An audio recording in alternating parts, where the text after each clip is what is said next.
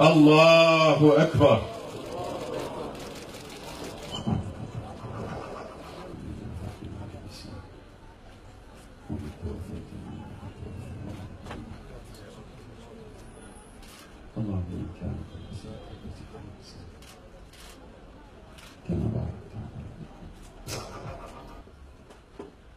Allahu Ekber.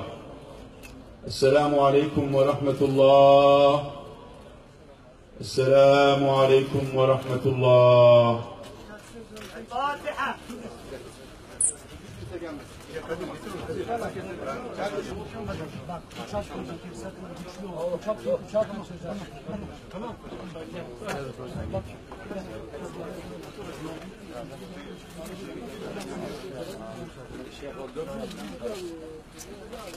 Koluna girmemiz lazım hocam. Hocam ben gireyim sizin. Kardeşim.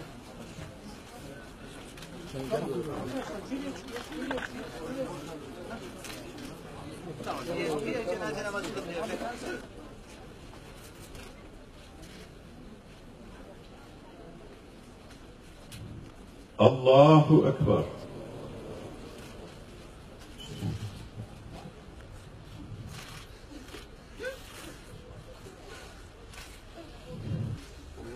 Allahu Ekber.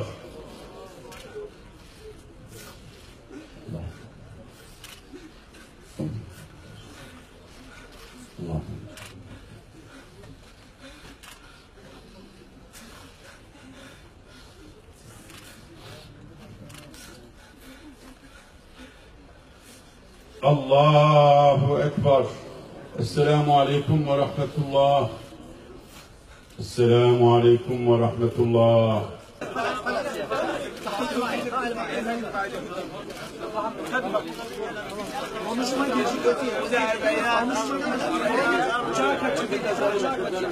Euzu billahi mineşşeytanirracim. Bismillahirrahmanirrahim.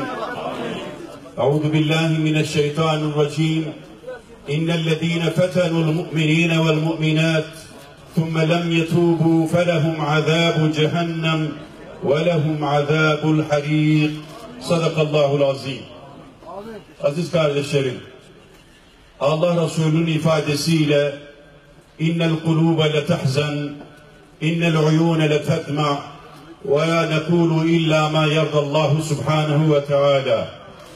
Kalpler mahzun, kalpler hüzünlenir, gözler yaşarır.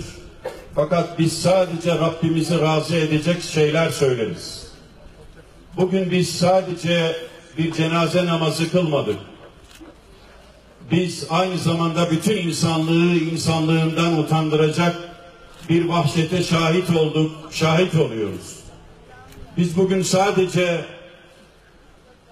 bağrında ümmeti Muhammed'in bir evladını taşıyan 22 yaşındaki bir annenin cenazesini kılmadık.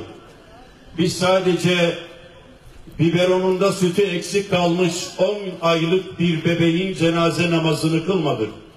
Biz aynı zamanda tarih boyunca mazlumlara umut olmuş aziz milletimizi mahcup edecek, hepimizi üzecek, mahzun edecek bir vahşete şahit olduk, vahşete şahit oluyoruz. Ben önce bir baba olarak, sonra Diyanet İşleri Başkanı olarak buradayım. Bir babanın hassasiyeti, bir babanın duygusallığı ne diyorsa benim sözüm odur. Bize ne oldu ki biz zalimlerin, zulmün yaraladığı mazlumun zalimi olduk? Bize ne oldu ki biz vicdanımıza ve merhametimize sığınan bebeğin katili olduk? Bunun üzerinde hep birlikte düşünmeliyiz. Buradan bütün insanlığa sesleniyorum. Cenazesini kıldığımız 22 yaşındaki anne, 10 yaşındaki bebek mi mülteci, yoksa bizim vicdanımız mı mülteci? Onlar mı mülteci, yoksa bizim merhametimiz mi mülteci? Bir hilalin gölgesine hepimiz sığındık.